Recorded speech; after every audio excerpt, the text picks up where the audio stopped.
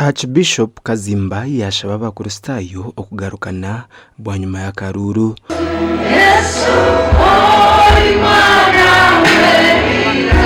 Let me invite you. This is a time for reconciliation. A time to forget what we have gone through. A time to come back and continue serving the Lord. No need of division is here. We are God's children. We are God's children. Yayongera yabashaba kurinda obusinge abakuba Yesu nakunda obusinge kandi ngo nubo bwamuresera mu nsomo. There is Christ. Let me invite you. Have you lost your person? And that's where your hope was. There is hope in Jesus. There is peace in Jesus.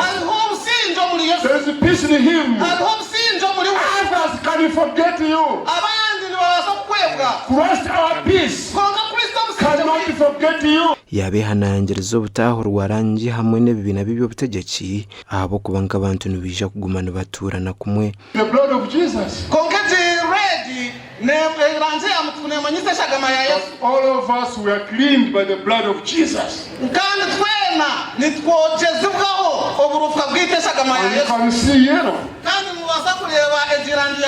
We are children of light, children of sun. So these colors shouldn't really divide us. We are God's children.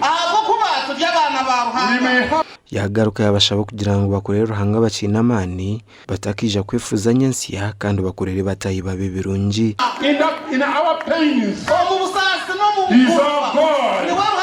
In our challenges, He's our God. When we are jubilating, we should remember to thank Him and jubilate responsibly.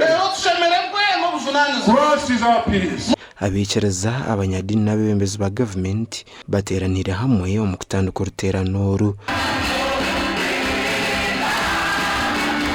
Gashakwa Nelson ahimsiwe.